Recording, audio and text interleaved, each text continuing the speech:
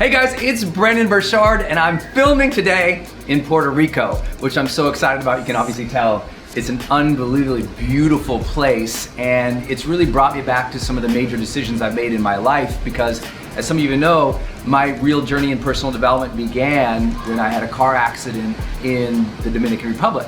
Now I'm in Puerto Rico today, but for me, the magic of the Caribbean, the magic of the humidity of the beach, of the sand, of the ocean, it makes me really reflective and definitely appreciative about life. Because look at this, it's beautiful, right? So I thought I'd share with you today my 4 major decisions in my life that really shaped the quality of my life, because we're always asked that, you guys on Instagram, DM, on our Facebook, here on YouTube, it's questions like, okay, Brendon, like what made the difference for you in your own struggles, in your own life, as you try to build your life and your brand and your career? I'm always asked about that, and I always say, it comes basically down to the same 4 decisions. The first decision is to have reverence for your life every single day. I know that sounds very personal development-y, hypey, but my story began with what I call mortality motivation. And that is when I was a 19-year-old kid, I had that car accident, and that inspired me, even though it was like terrifying and like very scary and upsetting in my life. It taught me that, like, listen, hey kid, life is precious. You are not guaranteed tomorrow, you're not guaranteed next week, you're not guaranteed 3 months from now or 3 years from now. You don't get to pursue your dreams potentially for 10 or 20 or 50 years. Nothing is guaranteed. And if you understand life is precious, then you really want to drink from it, feel it, experience it, connect with it. And that was everything for me, that mortality motivation. The motivation to live life fully transformed my life. That decision to say, you know what, every morning I wake up, I'm gonna have reverence for this. I'm gonna appreciate and be grateful for this breath, for this day, for this moment, for the opportunities we all have every single day. I'm gonna take that seriously. Sometimes when people hang out with me, they're like, man, you're kind of serious, you're intense. I'm like, yeah, because you know what? I know I might only have today. I understand that. And some people, they avoid that. And then one day they're 90 years old and they're like, oh my God, I didn't live my life. Or one day you get sick, or one day you lose a friend. And then you go, oh my gosh, life is precious. And all I would encourage you to do is remind yourself of that every day.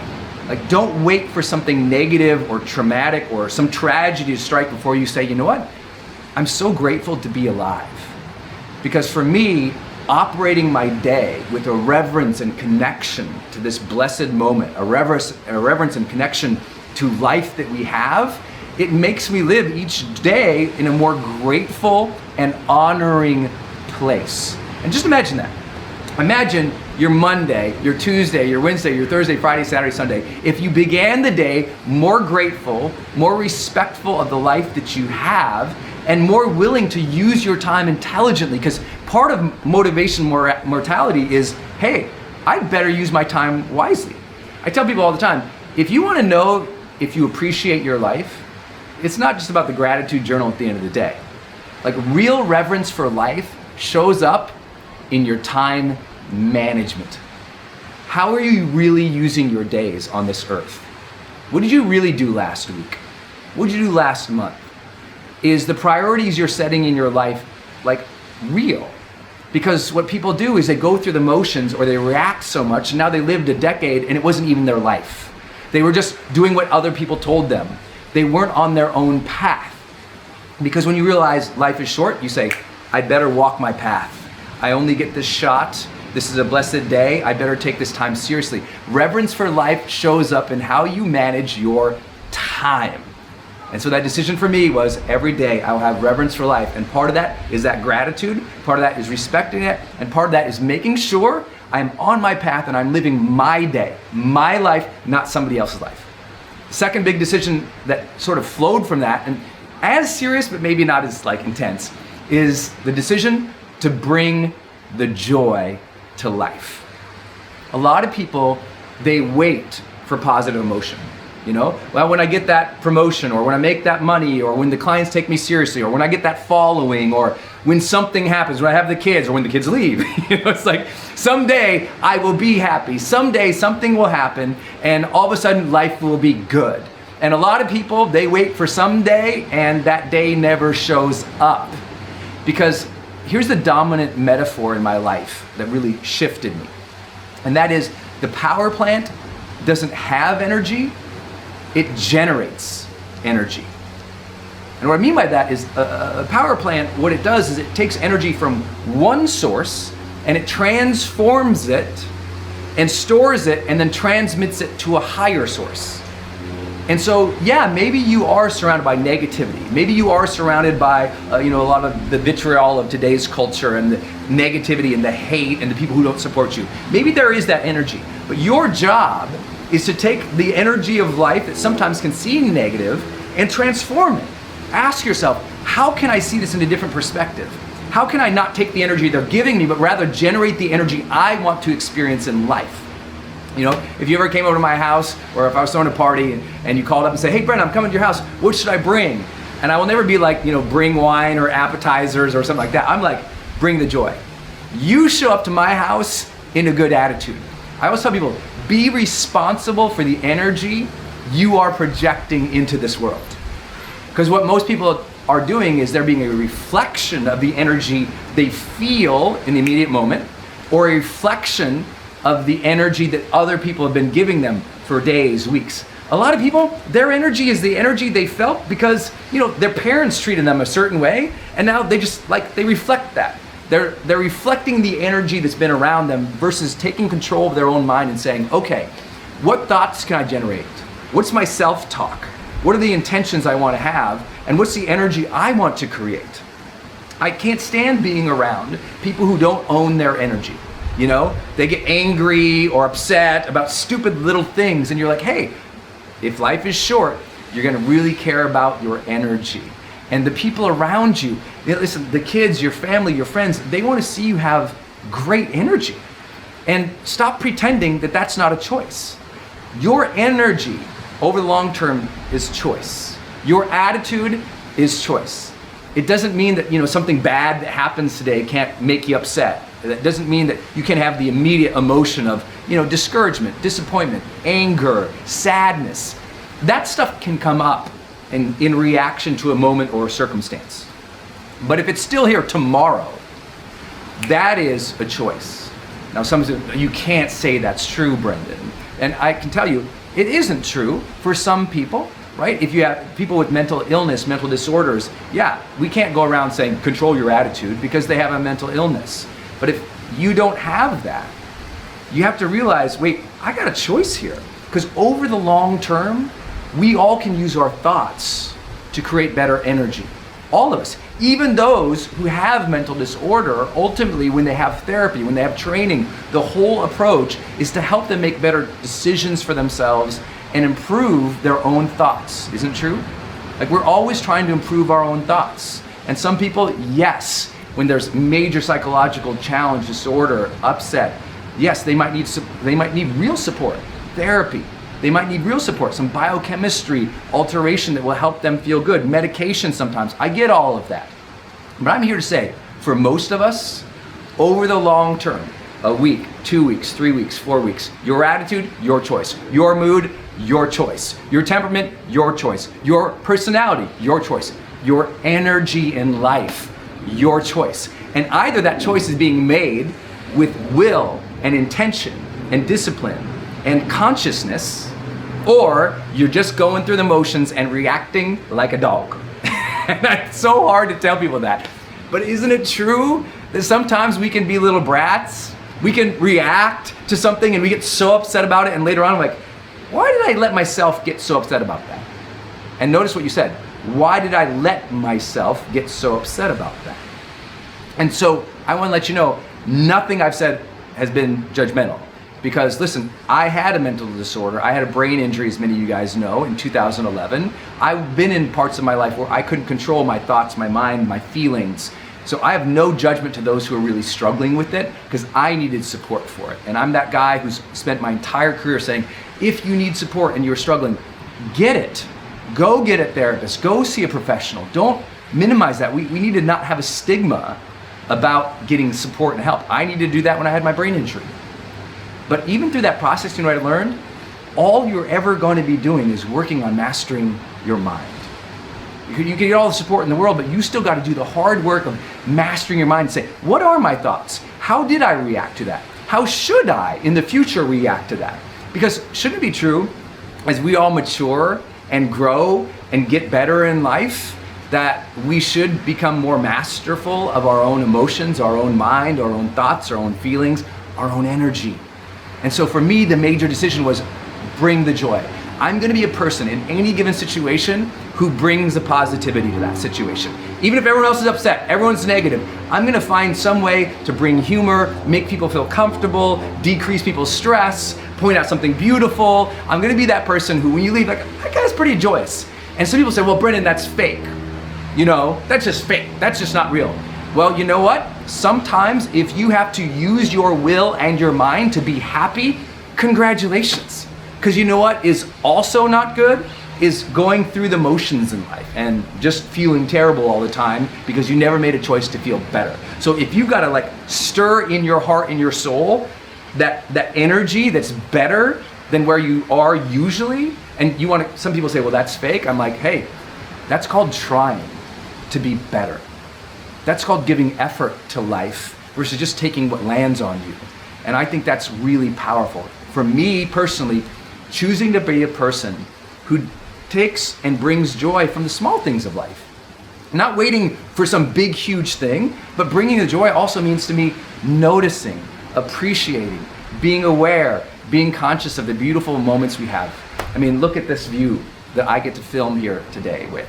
Like, I'm so grateful for this opportunity because you all, most of you I hope, know where I came from. You know, a small kid from a small town in Montana, having really difficulty growing up. Grew up with nothing, but I did grow up with two parents who loved us, trying to raise us 4 kids, and there was just blight and economic nothingness all around us. But my parents, I saw them try, and I saw them try to make life fun for us. They brought the joy, and I forgot that at some stages in my life. And then after the brain injury, I thought, you know, I've got to take control of my own mind again and bring more joy into my life. So how can you bring more joy into your life? The third big, huge decision for me was to honor the struggle. That means as you're trying to climb that next mountain of success, it's going to be a harder journey than the first one was. But what most people do is they bemoan the struggle. They complain about the struggle. They hate the struggle. Every time there's a challenge, they're the person who's like, ah, and they get discouraged by it and they quit. And they approach their day with dread because they have to do hard things. But successful people, because they have to do hard things, they honor that. They go, oh, that hard thing, that's gonna make me better.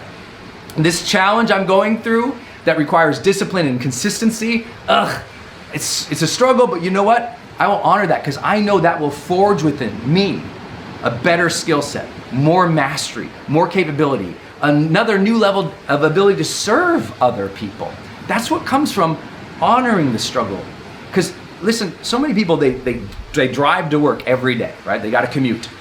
And after 10 years of commuting, they're still complaining about it.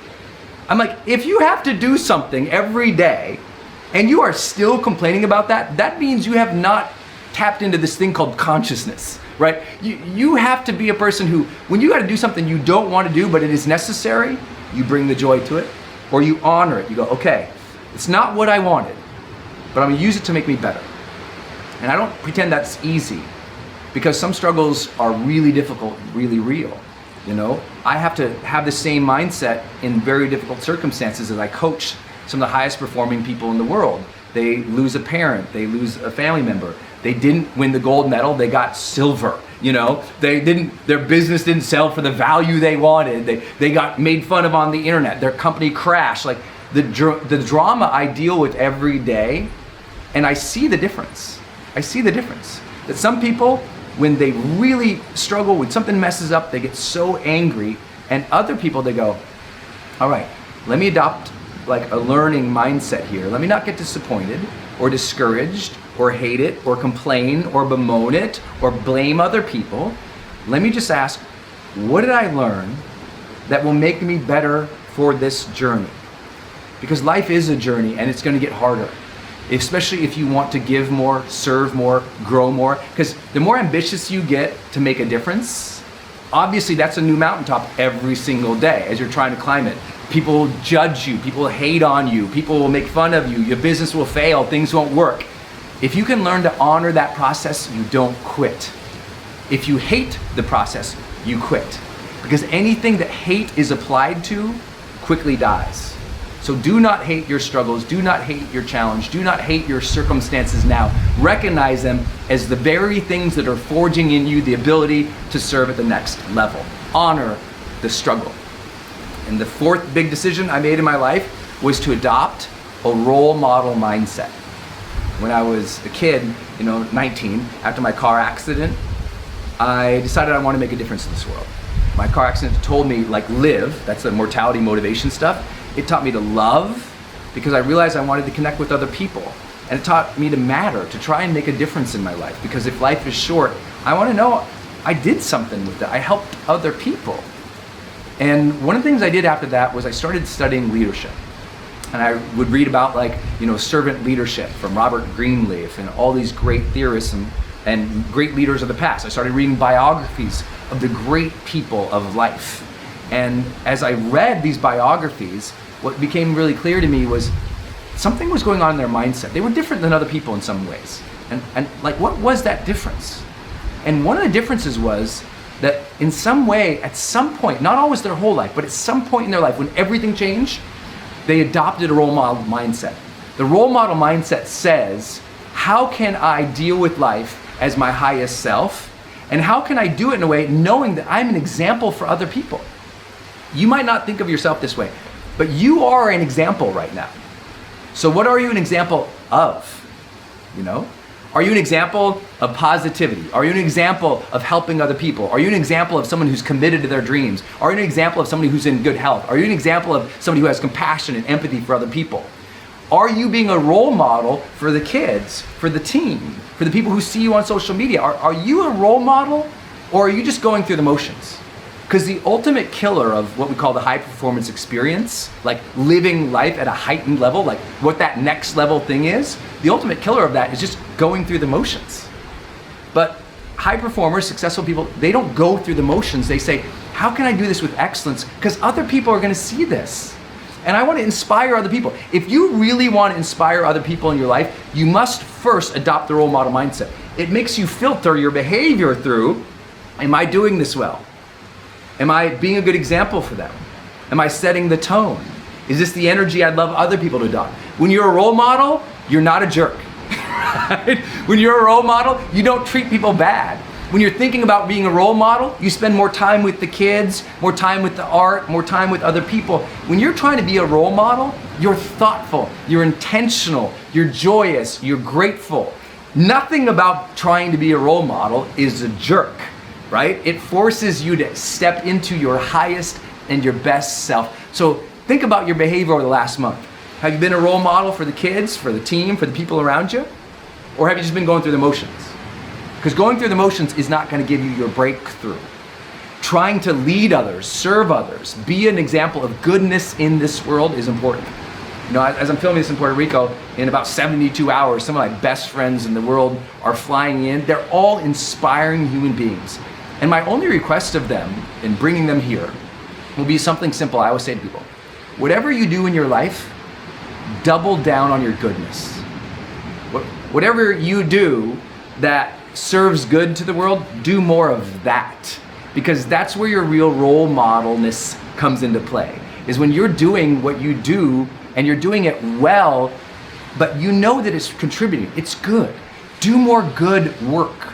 Give more goodness to the world, because that's how the role models are always thinking. Role models are like, how do I do good? How do I do excellent? How do I do good for the world? So my request to you, if any of these four decisions helped you, the first decision, having reverence for life, taking life seriously, operating the day from a place of mortality motivation, knowing life is short so you show up. If this idea of bringing joy and being responsible for your energy and feeling joy and deciding to take joy in the small things in life and bring joy to your friends and your family and those you lead, if this idea of honoring your struggle instead of complaining about it, bemoaning it, or seeing it with dread, and honoring it as a process that will make you better, and this idea of being a role model, if that really serves you, if you can adopt that, I believe your life will change. And if it really does serve you, please just share this video with somebody today who you feel like needs some inspiration, who maybe if they made these decisions, their life might be different. Because I call you guys, if you're new to my world now, I call you all Team HPX. And HPX stands for the High Performance Experience. It's people who want to live life at that next level of experience, a higher level of experience. HPX, High Performance Experience. And if you want to be part of this and you want to share this, then just use hashtag Team HPX so I can see you sharing this video and talking about it, because I just feel like you've got some major decisions to make in your life too. And if the decisions that guided me or helped me or supported me can support you, then please share this video, be part of the community, because listen, if you've not yet seen the videos with me and my wife on Instagram Live, she always has this saying. She always says, every day you get a choice, and you can choose to be average or you can choose to be extraordinary. So go share this video, my friend, and today, go be extraordinary.